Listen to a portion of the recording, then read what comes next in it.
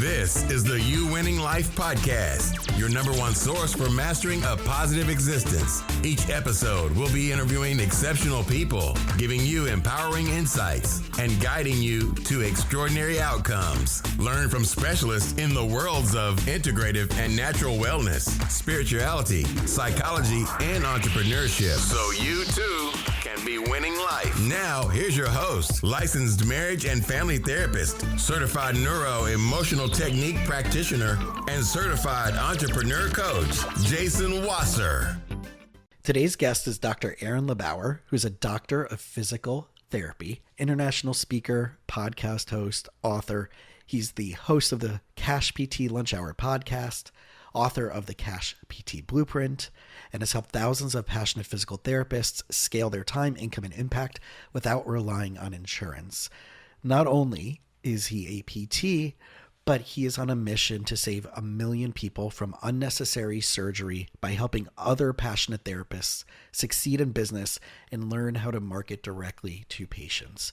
So if you are a business owner, you are trying to figure out how to simplify the process of owning and running a business, if you want to get yourself out of the position of doing all of the work that you are doing and learning how to create a system, create a team, create leverage, create passive income, this episode is going to be for you.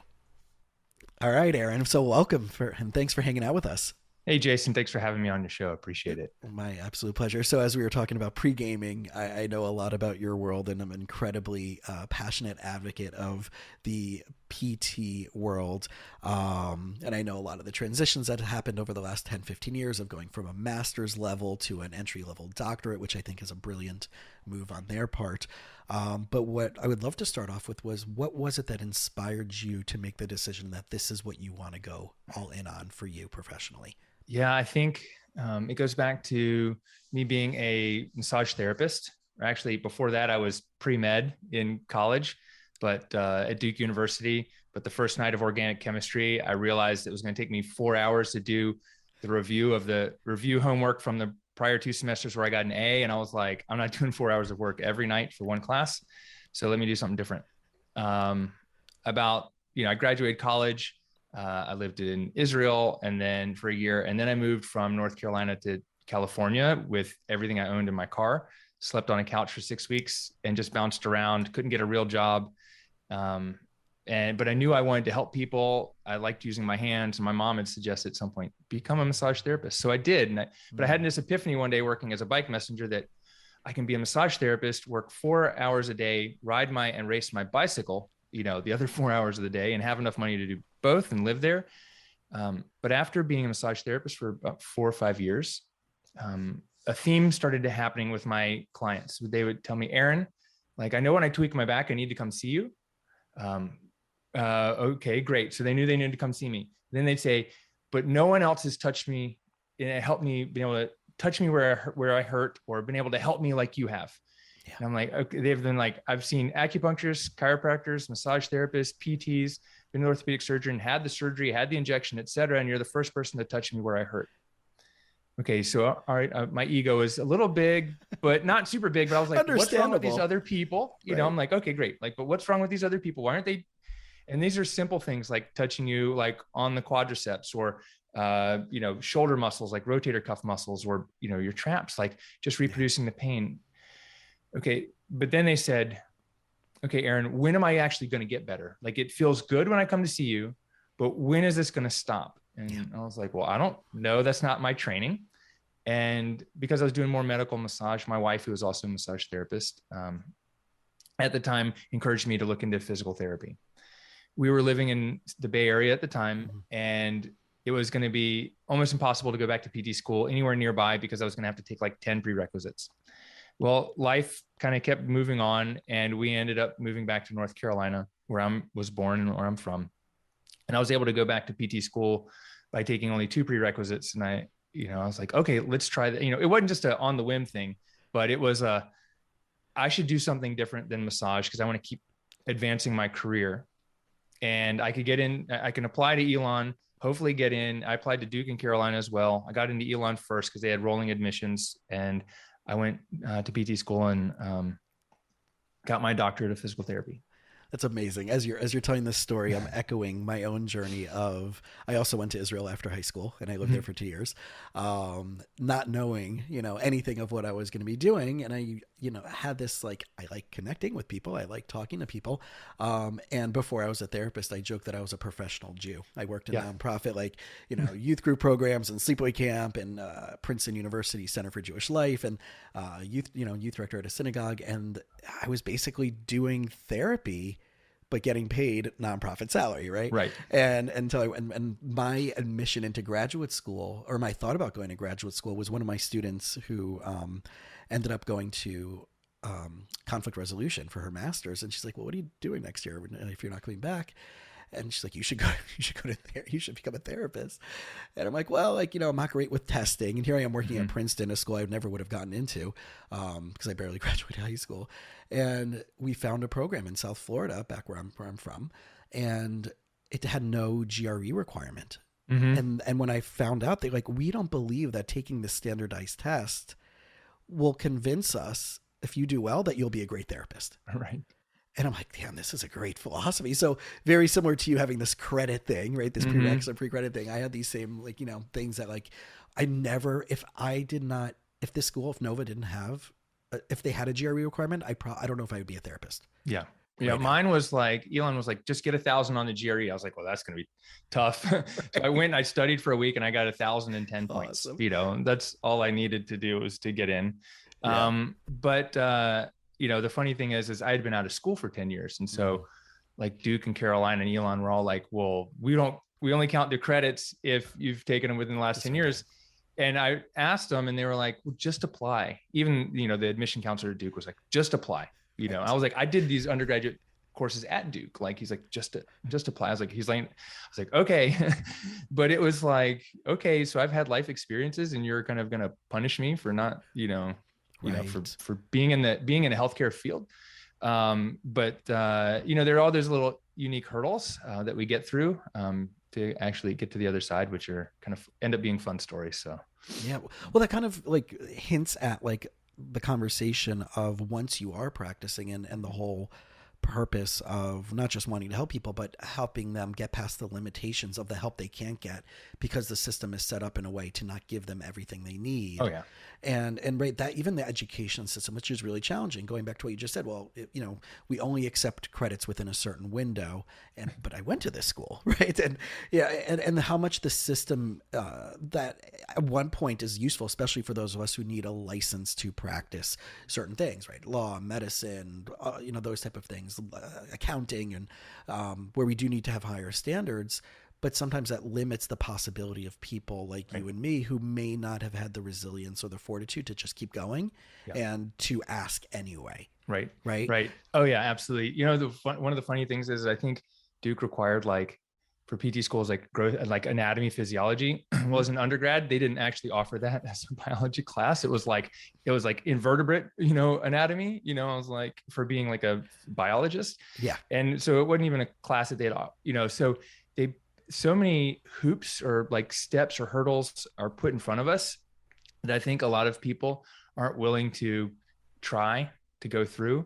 And I think that's, when I look at that, I'm like, okay, those were aspects or personality traits that I had. All right, I'm going to figure this out that have helped me be successful on the other side of graduate school that a lot of people, just stop at and go, okay, well, this just isn't for me. Right. Yeah. And I think that's one of the things that even though I know I wasn't a great student, I wasn't an academic, I didn't, until I realized what I actually love and enjoy doing, then it was like, oh, I don't mind reading this. I don't mind studying. I don't mind doing a project. And I learned how many of my false beliefs kept me from achieving. And I still wonder, if I didn't naturally fall into this, so to speak, because of a personality predisposition and also growing up with a very chaotic family. So it's perfect that I'm a marriage and family therapist. What would I have done? And I found a lot of my false beliefs were around money and making money, because I grew up as a scholarship kid. I went from public school to a Jewish private school on scholarship, and there were people in my class for their 16th birthday who were getting really, really, really nice cars. And I'm like, my parents are getting divorced and I'm here on scholarship and I got no money in my pocket. Right. So I had to realize, going through, especially as a therapist who became a business owner, how much I had to unpackage and heal in order to be able to come the success process that I'm on now. So what was that like for you, right? So you graduated PT program. Do you go right into your own practice? Are you working for somebody else? What was that little entrepreneur journey for you? Yeah. So it kind of goes back to massage therapy school. So in our massage therapy program, it was 10 months long. So it was Western massage techniques for 5 months and Eastern. So like Eastern massage. So basic, based on Swedish, massage for 5 months and shiatsu massage on the other. And in that we did a bunch of other things, but in each kind of semester we had a business class. We really didn't get such business class in PT school. We did, but it wasn't really practical. And I had already had a massage therapy practice. And so on my first clinical rotation in PT school, I had a day where I saw 43 patients in one day. And I was like, it was like in the 30s.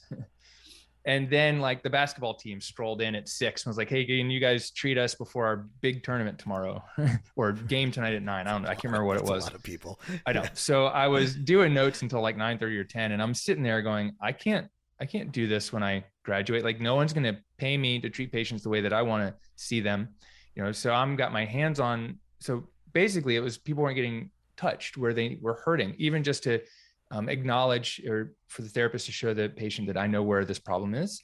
So I've got my hands on one person. I'm kind of trying to coach someone across the room through their exercises. And I've got 4 people an hour all day long. I was like, there's no way I can do this, even working for someone else. They're not going to let me treat patients. Right. Yeah. Not sustainable to do that model the way I wanted to treat patients or work for someone who was actually going to pay me to see one person in an hour to really find out what the problem was, touch them where they hurt, treat them, give them a home program. So I knew that day that I had to start my own business when I got out of school.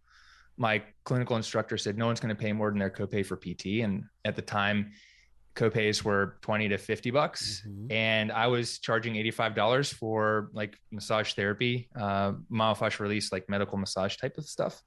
I was like, I'm sure people pay me an extra $10, to be Dr. LeBauer, but that was at the end of my first year.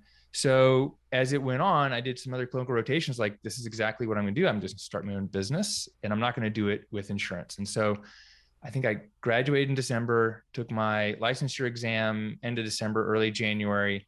And then through that process, while I was waiting for, the results to come back or my actual license to come back, I was just working on setting up my business as a physical therapy business.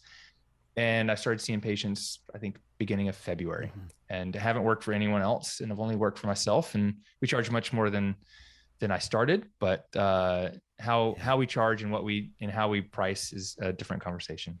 For sure. And the funny thing is, when you are talking about this professor who's like, well, you can't do this. And I know so many stories, and I hear this from so many people where they're going to the wrong people for mentorship and advice, especially those who've never had the audacity or the balls to do it themselves, and therefore they're poo-pooing, like, because they didn't do it for themselves, you can't accomplish that from you. I remember of a buddy of mine who his brother went to whatever school for entrepreneurship when, like, in the 90s, and like when entrepreneurship was just like, no one knew what that was, right? And he loved it, and he graduated from there. So he only applied to go to college because his brother liked that program and he wanted to do that program. And he said within one of the first semesters of taking business courses, and they had to do a business plan.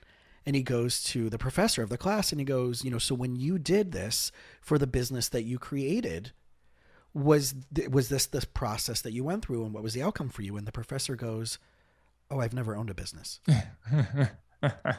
And he dropped out of school the next day. Yep. Right. And now he has a very, very, very successful financial planning business above and beyond. Right. So what you're hitting on right there is something that I want everybody to listen to is, who the hell are you going to for advice and mentorship? And make sure that they're the type of people that are doing what you think is impossible, that they've figured out a way to do it, because you don't have to repeat the wheel. You don't have to create everything from scratch. There are people out there that are doing that. And so when you heard that from that professor, what was your first initial thought of like, no, you can't charge more? Like, I'm going to prove you wrong. Like, I'm like, I already charge $85 an hour. Like, I can go to the hospital and get a job for $43 an hour, or I can charge $85. I was like, why would I do the other thing? I mean, I told him, I said, check in with me in 3 years. and this is a year into, so I had 2 years left of school. I said, check in with me in 3 years and we'll see what people are paying. And I haven't heard from him. Yeah. But I mean, what you're saying is true though. So in my massage therapy training program, the person teaching the business was someone who had a massage therapy private practice, actually in LA, charging like, he's like, I treat like high-end, like, clients charging $200 an hour, go to their house. He's like, you shouldn't be afraid to charge, a lot of money for people, especially if you traveled to them. Whereas the people in professors in PT school who did this business class, one managed a hospital and the other had created a PT program at another university. And they had been PTs, but one had been a PT, the other one was an administrator, and they had never actually owned or opened a business. And the parameters they gave us to build a business plan around were just so far-fetched for what PT could actually do. We said, well, can we change the parameters? They said, no. So we built a building, and we just took 75% of the space and like, okay, we're renting this space out.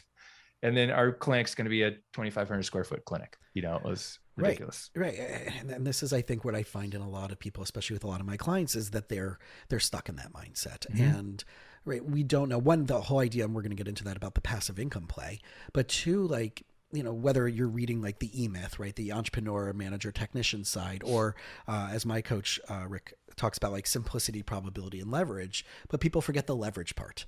So, right. And I think they're both overlapping with everything you're saying, is that, as a hands-on technician in that moment, whether it's as a massage therapist or as a physical therapist or as a chiro or as a medical doctor, whatever we're doing, tutor, you're only getting paid for the time that you're in front of that person.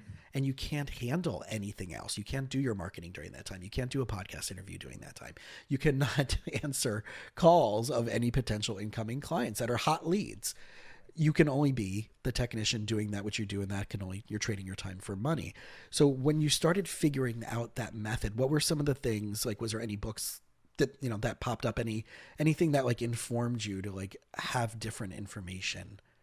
So when I was starting my clinic, or moving more towards passive income? Both. Yeah. Both those stages. 'Cause I feel it's developmental stages. Yeah. Of so data. I think the first business book I picked up was when I had a massage practice in San Francisco, and it was the Guerilla Marketing by J. Conrad Levinson. And it was 1999, 2000. So you could have a website, but most people who had websites were only in California, and it was like a business card website. And so, the alternative was, how do I advertise in the San Francisco Chronicle? That didn't fit my budget. So it was Guerilla Marketing was great. And I know he's updated the book. I just haven't read the updated one. So that was pivotal for me. And I think when, so I got into coaching, helping other physical therapists because they just started asking me. And I think I worked with a couple coaches, but it wasn't until I read the book that really shifted like how I did the marketing and sales was Russell Brunson's book, Dotcom Secrets. And I've got it. It's around here somewhere, but it's the cookbook. It's the cookbook. And I've just got notes in the margin and then when Expert Secrets came out a year or two later, I've got notes in the margin in both of those paperback books. And I've just read them many times. I've used so many strategies. I mean, there's a email sequence that Russell gives in Dotcom Secrets that he's like, just model this and use it yourself. And I've done that, and it's made me hundreds of thousands of dollars. Right. I've seen him speak, and I just want to give him like a proper due respect of like, he is probably one of the greatest salespeople that are alive in this generation. Oh yeah. His pitch is perfect. I mean, it's just so good. And obviously, right, when you're talking about like that product that he has, it's a lot more back end work. I want people to know, like, right, like they've heard about ClickFunnels, especially if you're in the business world.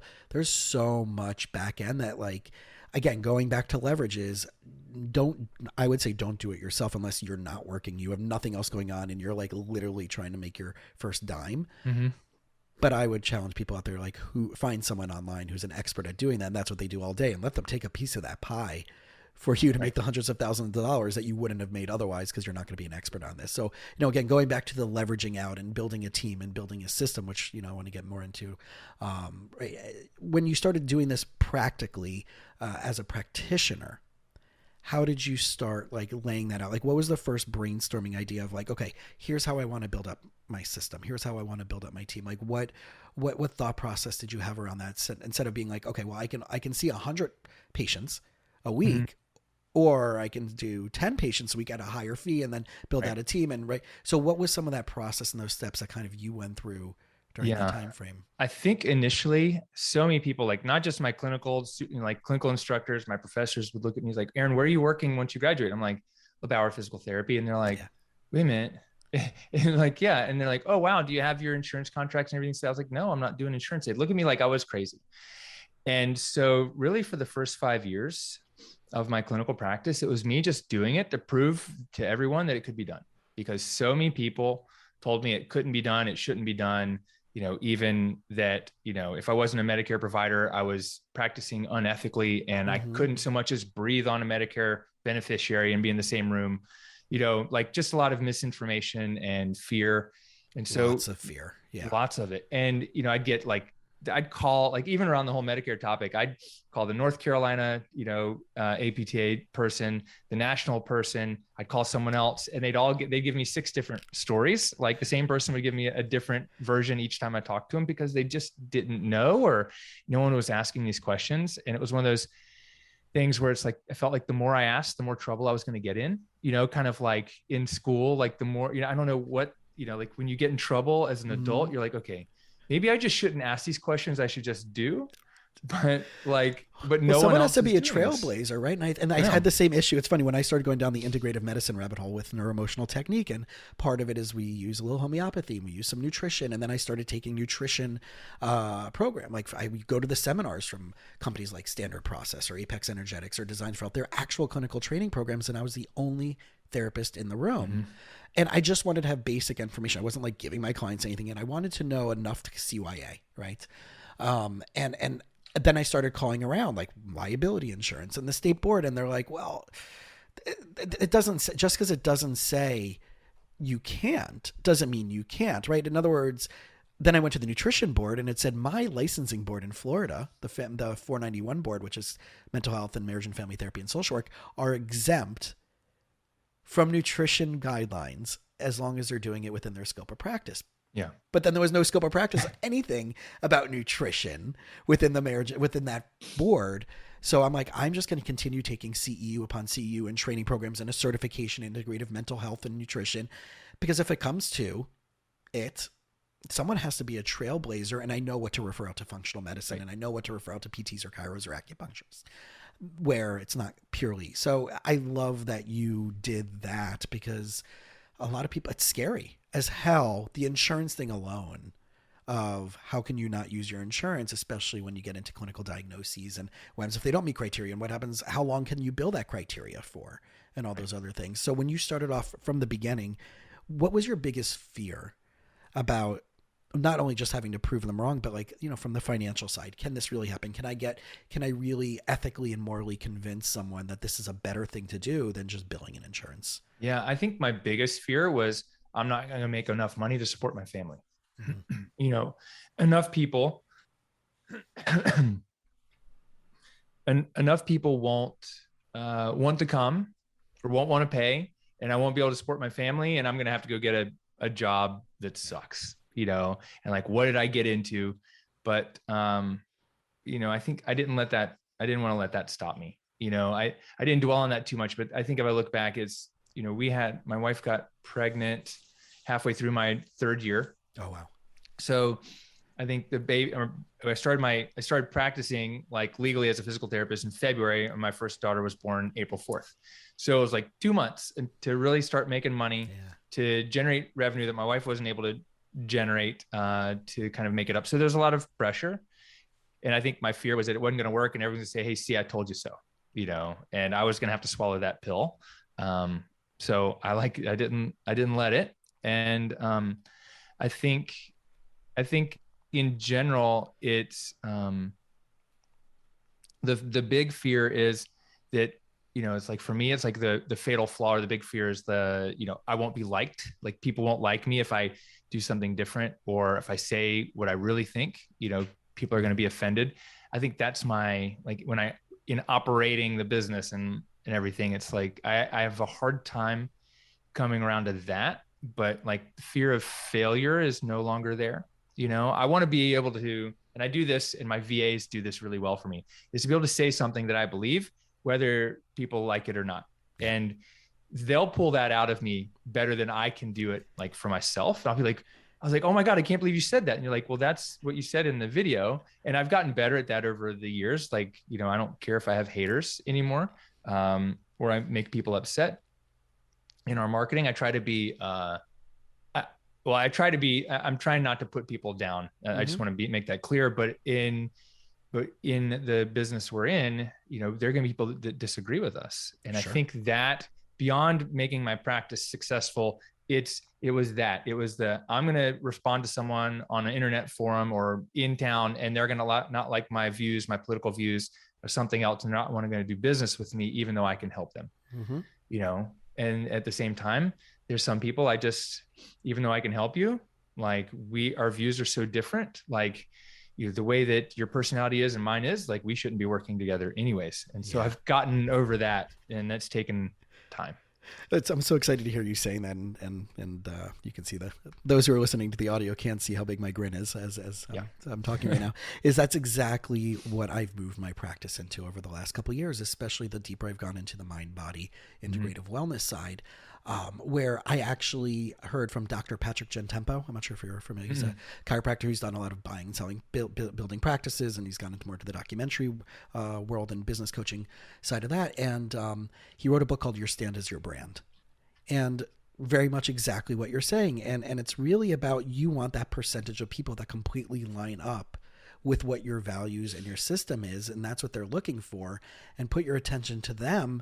Because if the people who are not buying into that, one, they're going to be more difficult to work with. Two, they're not going to go all in on what you want them to do if they're coming to you as an expert, and they're always going to be like, well, this is what I want for my treatment or my protocol. And you're like, but that doesn't work for you. You're like, no, I'm convinced because I did my research on Google, right?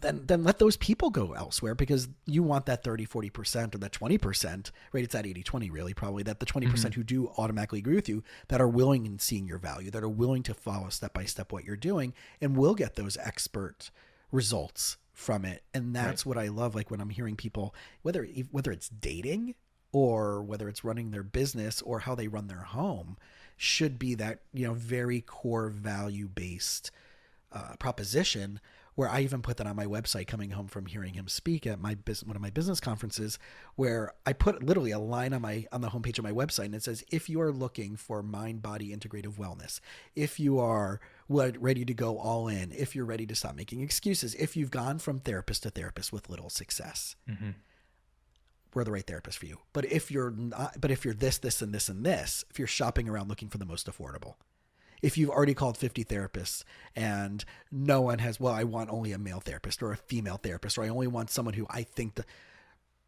don't bother reaching out. Yeah. Yep. Yeah. It's like you're qualifying and disqualifying people. Yeah. And people hate that. Like, how dare you? How dare you do that to clients? Like, but it's like going into a shawarma restaurant in Tel Aviv and asking them what their best sushi roll is. Right. Oh my God, I miss that. What I miss is get the shawarma and you stand up and you put the salad on, you eat a layer, and you do it again. That's my favorite. Yeah, it's a good stuff. So come visit South Florida. There's two right across the street. Oh man, yeah. But I think but you're right. It's getting over, for me, it was getting over that fear of upsetting other people to share my values, so that but what that does is that brings more of the right people in. And we're so afraid, and I was so afraid of like turning people away, or this is what people do, is like, oh, should I do a niche or should I do general practice? And it's like, no, you do a niche. Correct. Some people won't come see you, but more people will. And they're going to ask you like, hey, I know you do this, but can you help me with that? And you'd be like, absolutely. Yeah. Or you build that team out where you have someone on your team who specifically does that. And again, it goes back to the leveraging out of like, I can't be the expert everything. I can't be the web designer. I can't be my social media marketing guy. I can't be. So I have to know what I'm absolutely good at. And I want people to like hear this. Like, and I'm working with one of my clients on this, and we were going through the Enneagram personality styles. And I'm like, no wonder you have such difficulty and challenges on this. Cause the stress point in your life is being decisive on, instead of being a jack of all trades, is actually niching into something, and you're like personality predisposed to avoid that because you don't want to piss anybody off by saying, I'm sorry, I can't work with you. Yeah. And right. So that becomes a personal growth opportunity for sure as well for yourself in this scenario.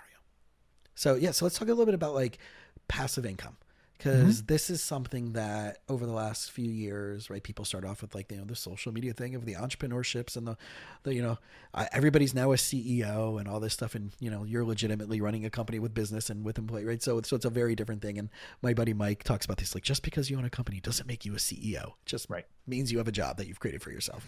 So when you're talking about passive income, first, give me your definition of what passive income is. And I know you're, and then we'll talk about how you've moved into that world. Yeah. I think the misconception is that passive income is easy and doesn't require work. It does require work. It's just when you can transcend or escape selling one to many or trading time for money, right? When you can get out of, okay, my time's worth this. And so the more time I spend, the more money I make. And most people think, well, in order to double my income, I have to work twice as hard. But if we can get out of trading time for money, and that's either by hiring other people to be the technician and do the work, or building a system or software, or selling an online course that enrolls people without me having to teach it, those are some easy ways to do that.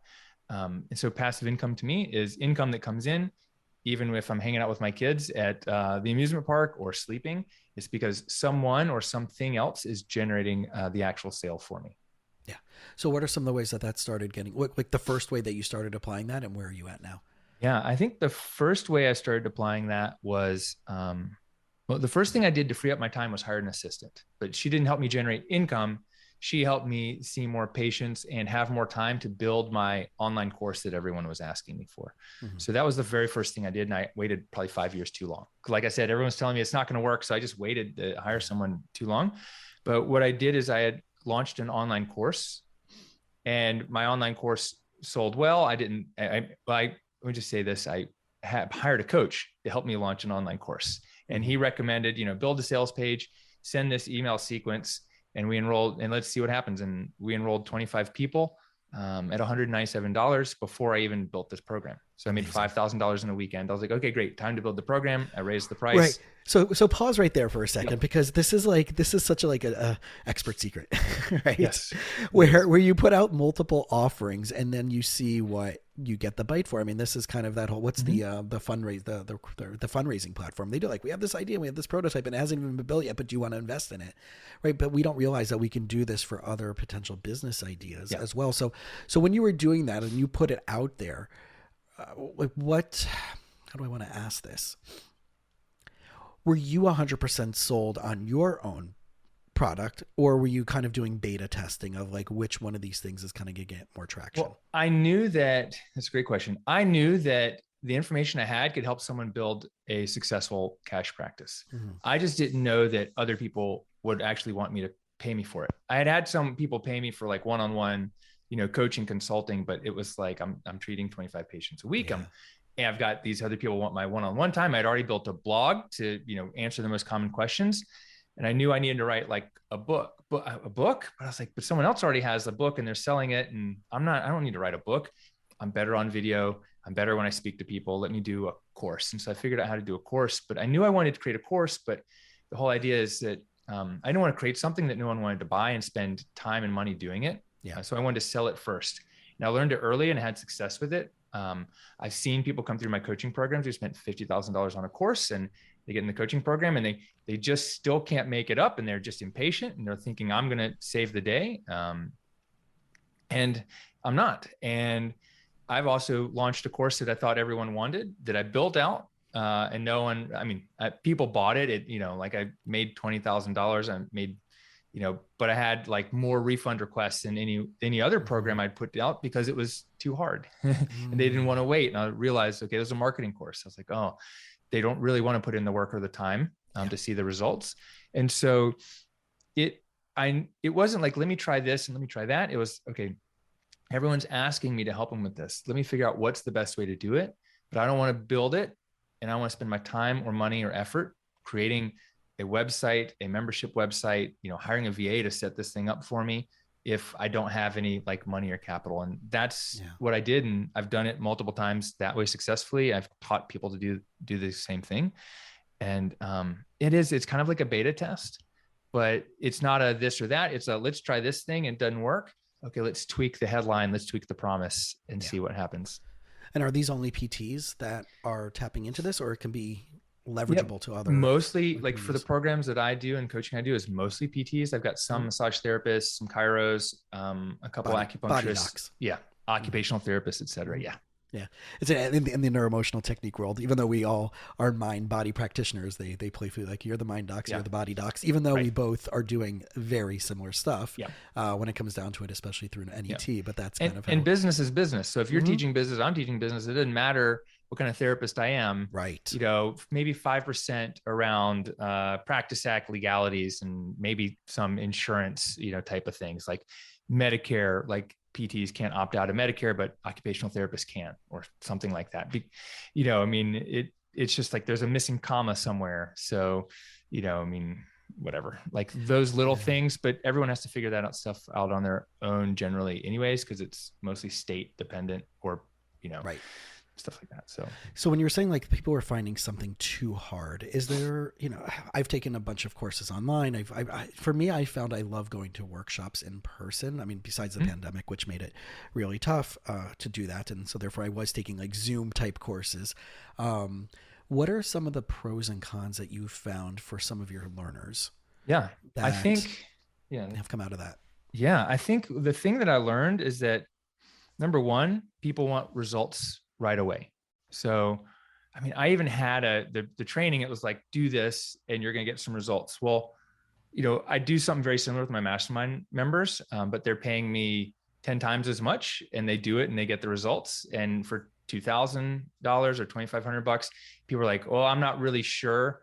So I'm not going to put myself out there to send an email to all my clients. So they either didn't want to send an email to 100 people, or they didn't have 100 people to send this email to. So one, I need to give you some kind of results like right away to almost pay for the program. But the other thing is I think it's not the information, it's who the buyer is and their mindset coming in is that, oh, I'm going to pay this money and everything's going to change and I don't have to do any effort. And I think that's who I got a lot of people with this marketing course, like, people are saying, Aaron, we need more marketing. I need more new patients. I've already got a practice, but I need more new patients. Okay, great. Here's this marketing program. Easily you could go in, set it up. It's a system that I create that brings in 15 to 20 new patients for us a month without me doing active like workshops or marketing. Right. And I just taught that in this course, but people are impatient. They don't want to do the hard work and they think they have to do it themselves. So they won't hire someone else to do it. Those were the things. And so I started bundling that course with another program and that helped.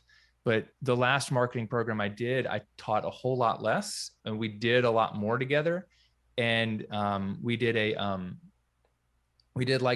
very first weekend was like, okay, assuming you already have a business, like that's who this is for, you're going to send this email and you're going to make these phone calls. And what we're going to do, the goal is to make $2,000 in the first week to pay for the program, and the people that did the work got the results. The people that don't do the work don't get the results. Yeah. It's interesting because the things that I constantly go back to and is that consistency, right? Is going back and having a very crystal clear system, knowing what isn't working.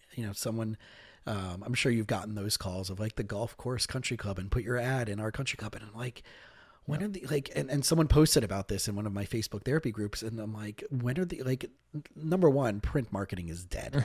Unless you're talking about being in a high end specific designer, like my family has a family furniture business and it's high end. So exactly like their niche of a niche.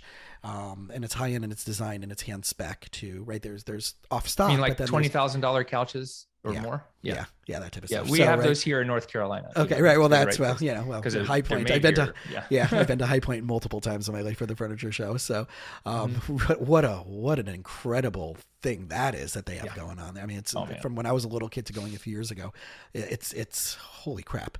Yeah.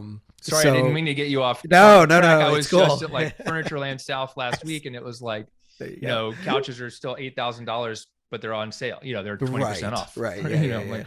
Oh, wow, that's a big couch. Exactly. Shout out to Wasser's Furniture, man. Yeah. So shout out to Wasser's Furniture. Those couches will last 30, 40 years. Forever. Not just like 5, right. Because they're going right? to ask you, what exactly are the needs of this couch? Do you have children? Do you have pets? How old are your children? How old are your pets? Do they sit on the thing? Are you only using it on the weekends? Is it for a vacation home? What's the temperature? Like, we ask all of those things, right? Talk about niching. Yeah. Is your living room left facing, right facing? Which side do you want? So again, like going back to just that pure spec of like who do you want to see and who you want to get in front of, that's the market that they're catering awesome. to. I know I got you off track. Yeah, dude.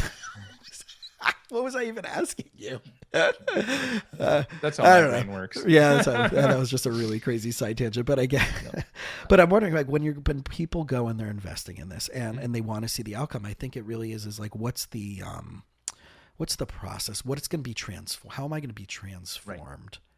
Right. And so I think the good analogy is a $1,400 couch is going to be a little stiff and it might last 5 years, but that nice couch is going to smell, especially if it's leather, it's going to smell great. It's going to feel good. It's going to break in nice, and you might recover it 2 or 3 times in 30 years or 40 years. Like my dad's couch has been in his house for 35 years, and it's a great couch.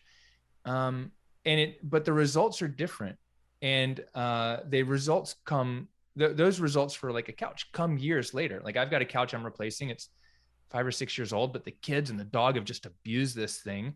I'm like, so we weren't going to spend, good money on a couch. We were just going to get a couch that works for us because I know my kids are going to just abuse it and drop spaghetti on it. Right. But so what's my expectation? And so when we go into, selling a program, pricing, coaching, it's managing expectations on the way in, I think, especially let's say for me, for my coaching program, I've got some people that come in and they're brand new in business. So what are the results they can expect? It's like, you can't make $10,000 your first month if you have no existing patients. I mean, you can. I've had some clients that'll make 10, 15,000 their first month in business, but most people, really what we're looking at when you're starting from the ground up is career satisfaction, your schedule, and getting like the business foundation kind of established versus someone who's been in business for a few years and they come in and they're like, I've got 15 to 20 people a week and I want to double it. Like, right. There are a couple of strategies that I can do to take you from $20,000 to $30,000 in like 30 days. Or, I had one client came in, he has an online business, and I said, well, send this email sequence and raise your price. He said, really? I said, well, how much money do you want to make? He's like, okay. And he did it, and he made $40,000 his first week in my program, which is just insane. Incredible. Which is incredible. Right. But you can only also, like, and this is going back to whatever we're doing in whatever field, you can only see and get, or as a body doc, you can only get your hands on so many people a week. And also knowing the damage that you're doing to your own well-being and what that takes away. And I remember when I first, started meeting chiropractors, and there was that whole like private practice management thing that they're doing. And, the company like, oh, we adjusted 1,000 people this week, or, we're the practice that adjusted 500,000 people this year with 2 practitioners. Right. Like, how are you not going to burn out and fall apart? Right. Or what is the patient experience? The patient experience in that is, I'm a little biased, but they'll come in and get a hot pack, sit on a massage chair. The aide will do something to them. They'll see the chiropractor for a few minutes, and they'll get it. If you're lucky, you get an adjustment and you're out the door, and it's a factory. And so in some aspects you pay for what you get, but a lot of times you don't get what you pay for. Yeah. Yeah. And that's right. And we both know they're amazing, amazing practitioners in all of the fields doing that. But it also, at the end of the day, it's the question of like, for the practitioner, and it's the agreement between the person the person who's creating the product and the person who's consuming the product. What's the agreements? What are they really wanting to get out of it? And I had this conversation the other day with one of my clients, because I'm helping them figure out what their next career move is going to be. And they're like, well, do I want to do this field? I'm like, no. What are your core values? What are your core values about any industry or career that you want to be in? And then let's reverse engineer the careers that align with those values. And then I went back and showed them on my website. We did a Zoom screen share. And I'm like, here are the core values of my business. Do you believe that, knowing me now that we've been seeing each other for a few months, that I am verbatim hitting every single one of these core values and with the definition of what I put there? And they're like, oh yeah, that's like 2,000% spot on. I'm like, yeah, but that's how I run it. It doesn't have to be this esoteric thing that when you decide your core values, you stick them on the wall and you never look at them again. Yeah. And I think for core values, one of the things I've learned is almost less is more. Yeah. You know, I think one of my coaches, Badger's Coolian, was like, we had all these core values and no one knew them. And so he got them back down to like 4, you know, because that, and I don't know what his are, but, you know, they're definitely, you know, core values that sound nice, but do our employees know them? And do we live by them? You know, even though they sound fancy. Yeah. And if you have a team and you're running your team meeting, like, are you running the questions and challenges through how is this aligning or not aligning with our core values? How is this client or patient aligning or not aligning with this core value? How is this person we're dating aligning with or not aligning with? One of my favorite stories about that is like, I did a speed dating thing and really nice person. And on our second conversation, I'm like, listen, so I have an organic home. And I really do prefer only to eat organic. And when I'm traveling, right, or if I'm going to, like, you know, I'd rather make sure that if I'm having salmon, it's not farmed or I won't have the salmon, right? So I still have my particulars, but I do prefer, you know, mostly everything coming into my house is organic. And she responds back to me, oh, I on purpose go to the non-organic aisle. And my response, thank you so much. That's everything I need to know about why this won't work. And I really do wish you well. Right. And that was it. But people are like, what do you mean? Well, you can convince her and you should have these conversations. Like, I'm a 43-year-old dude. I don't need to convince anybody of anything at this point. We're either in alignment on as many things as possible or we're not. Right. Well, isn't that one of the reasons like relationships falter is someone in there thinks, oh, eventually they'll change. Oh, right? God, yeah. I can get them to change. Well, eventually, like this will change about them. Right. Well, that's women. Please listen to that. This is what I found, and it's not like, you know, dogmatically one way or the other, but more consistently, it's the joke is, you know, the men are hoping that their woman doesn't change, and the women are hoping that hopefully they will. Yeah. I can see their potential if only they stop doing this differently. And the guys are like, God, if they stayed this way forever, this would be amazing. And that's where. And then there's no check-ins, there's no board meetings, I love talking about the entrepreneurship side of relationships, of taking those values and the psychology of entrepreneurship into that. But it's spot on. And, you know, especially if you're hiring staff and having those, like, you know, the KPIs and what do you want to move into? What do you want to learn? Is there, like, you're hearing about this technique? Oh, I want to go take this training in this workshop. And how many bosses don't be like, great. Like, let me send you out there for the weekend, because that's going to incentivize them to stay with your company for a lot longer, you know? And I feel like that's, you know, missed out in so many different businesses. Yeah. So. You know, Jason, I want to loop back to one of the questions please. you asked me, which I think were there, is that it was, you said, how did I get into passive income? And we stopped on the course, but here's the thing is that I just want to kind of bring this around to into the circle is that I found something that sold. And then what I did is I automated the sales process through using email marketing. Like I have a lead magnet, people download the lead magnet, they get an offer to get into a webinar, which then moves them into this course. And I've done that with lots of different ways, but that's how I started with the passive income. The first passive income I made was putting something for sale on my website and someone actually bought it. You know, it's like, I woke up, I was like, oh, you know, I had some money. I was like, this is amazing. But really what made me 6 figures was a lead magnet to an email sequence, to a webinar, to a course. Yeah. But I already knew the course sold. And in there is the Dotcom Secrets strategies that I learned to help me set that up. And I've put thousands of people through this course and training program on how to launch a practice. That's awesome. Yeah. And I think, again, going back to the idea that this can be leverageable into multiple fields in multiple ways. And the languaging might be more streamlined towards body docs, but I really do see the success and value of systems and processes and all these things that a lot of practitioners are like, we're still stuck in so many levels of just, well, I'll just raise my fees, but great. You're still, you're going to make a little bit more money at the end of the day for maybe a little bit less hours, but we're still not talking about the freedom and the lifestyle you designed because we're not taught to think about it this way. But I got to be in front of the person. It's two different games. Wouldn't you agree? It's like there's two different games. Like there's a game we're taught to play, and then the game of business where we have to learn, or we don't learn that in school. We have to go find other coaches and mentors and books and trainings to teach us how do we play the game of entrepreneurship. And I think a lot of it is like partially our passion and our commitment to what we do, right? In other words, I know you posted this on your Facebook page of like the best way to begin more freedom and more financial success is to hire someone to replace you, right? Which is one of the but I can't trust them. It's the Colonel's secret recipe. They're going to open up right next door to me and they're going to I can't give them the system and the process. They'll rip me off, right? I mean, yes, there are people out there that will do that, but if you incentivize and you are ethical and you're moral, and listen, there's still douchebaggy people out there that will F you over, but you can find ways to really minimize and mitigate all of those things by piece of the pie. Hey, you bring this person in, we're not going to give you your standard thing. We're going to give you a little bit more of, you're talking to a buddy who comes into our practice. We're going to give you the first 3 sessions of them coming in full 100% commission on that, above and beyond your hourly, or right. And there's so many ways that people are not doing and they're losing both. The practitioner is losing, the business is losing.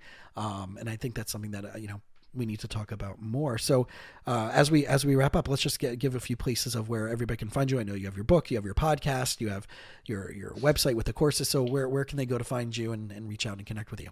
Yeah, I think the best place is to go to Instagram. Find me at Aaron LeBauer. It's LeBauer with a B, like boy. Or go to Google and find me. It's aaronlebauer.com. But Instagram is the best place if you want to send me a message or find the link to like our resources, free resources, book, etc. I've got a free book on how to launch and scale a 6-figure cash practice. And if you message me on Instagram book, I'd be happy to send you a copy for free. Awesome. Aaron, thank you so much. I know that my guess is we're probably, like we talked about before, I want to definitely go more into like course creation and niching into that, because I know so many people don't even realize that they have something to put out to the world. And that first idea is, well, why me? I'm not already an expert, or I'm not known as an expert. And two, the system of how to do that. So I'd love to invite you back. Yeah, I'd love to be back. Yeah, that'd be great. Cool. Yeah. All right, my man. Right. Looking forward. Thanks, Jason. Appreciate it. My pleasure. Thanks for listening to the You Winning Life podcast. If you are ready to minimize your personal and professional struggles and maximize your potential, we would love it if you subscribe so you don't miss an episode. You can follow us on Instagram and Facebook at You Winning Life.